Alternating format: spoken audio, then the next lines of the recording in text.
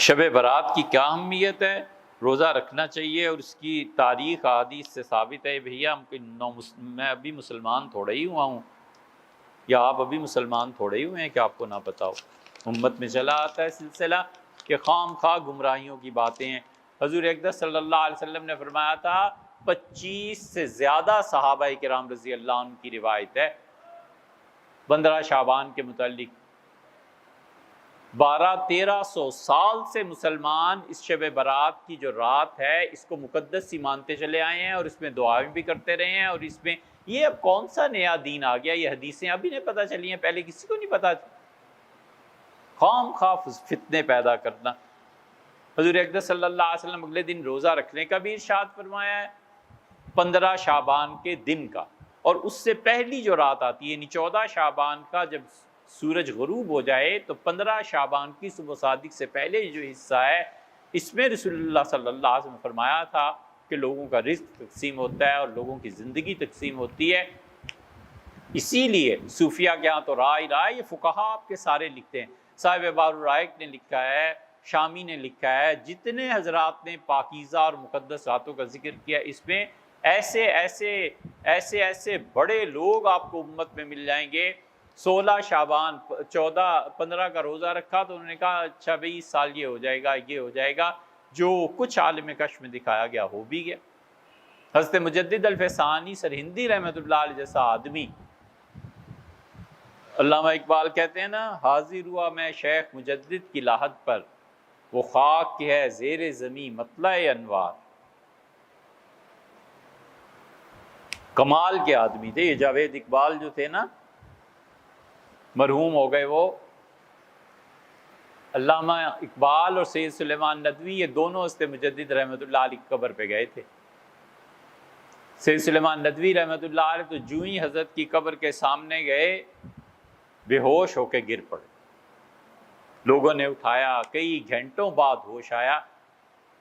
ان کے بڑے بھائی جو تھے نا وہ بھوپال سے مجاز تھے، اور بھوپال کی خانقاہ یحیوی مجددی ہیں، یعنی حضرت مجدد رحمۃ اللہ علیہ کے بیٹے یحییٰ تھے، وہ وہاں جا کے بھوپال میں بس گئے تھے، ان کی اولاد اب تک ہے، اللہ تعالیٰ سلامت رکھے اس خانقاہ کو۔ تو ان کے بڑے بھائی جو تھے وہ شاہ یعقوب صاحب مجددی رحمۃ اللہ علیہ تھے، وہاں پہ ان کے والد پیر ابو احمد صاحب رحمۃ اللہ علیہ کے خلیفہ تھے۔ وہ خاندان تو مجددیوں نقشبندیوں سے ملا ہوا تھا، تو سید سلیمان ندوی رحمۃ اللہ تو دل دے بیٹھے، جب ہوش آئے تو چپ رہے۔ سید صاحب اتنے زیادہ باتیں نہیں کرتے تھے، سمندر میں کون غوطہ لگا سکتا تھا، سمندر پی جاتے تھے، چپ رہتے تھے، کوئی جان ہی نہیں سکا یہ کتنا بڑا آدمی تھا۔ کسی نے پوچھا تنہائی میں تو فرمایا حضرت کی قبر پہ حاضر ہوا اور قبر سے اتنا زبردست نور نکلا کہ اس کی تاب نہیں لا سکا، میں سمجھا میں مر جاؤں گا، لیکن فائدہ ہوا کہ صرف بے ہوش ہی ہوں۔ اقبال کا بھی یہی حال ہوا تھا۔ علامہ جب گئے تو علامہ روتے رہے اور پھر کہا کہ اللہ تعالیٰ نے بیٹا دیا تو میں آپ کی خدمت میں حاضر ہوں گا۔ پھر جاوید اقبال کو لے کے گئے، علامہ نے خود یہ لکھا ہے مکتوبات میں، علامہ کے مکتوبات آئے ہیں 4 جلدوں میں، انہیں پڑھیں تو پتہ چلتا ہے کہ یہ لوگ کس پائے کے تھے۔ تو اس لیے 15 شعبان کو بھیا عبادت کرنی بھی چاہیے اور ثابت بھی ہے۔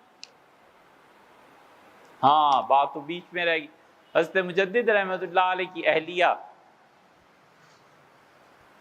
یہ حضرت کے حالات میں لکھا ہے کہ حضرت مجدد رحمۃ اللہ علیہ 15 شعبان کو 14 کی رات گزر گئی تھی تو 15 کو باغ تھا اس میں ٹہل رہے تھے، افطار کرنے کا وقت قریب تھا تو ایک پتا ٹوٹا، تو اہلیہ نے کہا کہ آج رات یہ پتا ٹوٹا ہے، ابھی خزاں کا موسم ہے، آج رات پتہ نہیں کتنوں کے نام بھی کاٹ دیے گئے ہوں گے۔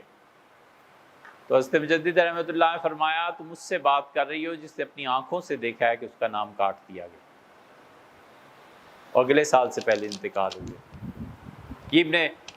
یہ بات سنائے نا تو پھر وہ بڑی گراں گزرتی ہے۔ شیخ الاسلام ابن تیمیہ رحمۃ اللہ علیہ جو ان سارے نجدیوں اور وہابیوں کے امام، ہمارے شیخ، کیا کہنے ان کے، شیخ نے خود یہ فرمایا، ابن قیم نے لکھا ہے مدارج السالکین میں، یار یہ کیوں نہیں حلق سے اترتی باتیں۔ ابن قیم نے لکھا ہے کہ تاتاریوں نے دمشق پہ حملہ کیا اور رمضان کا مہینہ تھا، ابن تیمیہ رحمۃ اللہ علیہ گھوڑے پہ سوار تھے اور ہاتھ میں کشمش تھی، اور سپاہیوں کے پاس جاتے تھے اور کہتے تھے کھاؤ، اور خود بھی کھاتے تھے، اور کہتے ہیں روزہ مت رکھو، حضور صلی اللہ علیہ وسلم نے بدر کے دن روزہ نہیں رکھا تھا، کھاؤ، میں اس لیے آیا ہوں تاکہ تمہیں بتاؤں ہم جیتیں گے، کل ان تاتاریوں کو ہم ماریں گے، ہم جیتیں گے جیتیں گے۔ ابن قیم کہتے ہیں میں نے یا کسی نے کان میں کہا کہ حضرت انشاءاللہ بھی تو کہہ دیں، تو مسکرائے اور کہا انشاءاللہ اس لیے کہہ دیتا ہوں کہ شریعت نے یہ کہا، ورنہ تم اس آدمی کو کہتے ہو جس سے رات اپنی آنکھوں سے لوح محفوظ پہ لکھا ہوا دیکھا ہے کہ ہم جیتیں گے اور تاتاری پٹیں گے۔ یہ اتر جاتا ہے، اور یہی بات حضرت مجدد رحمۃ اللہ کا نہیں اترتی۔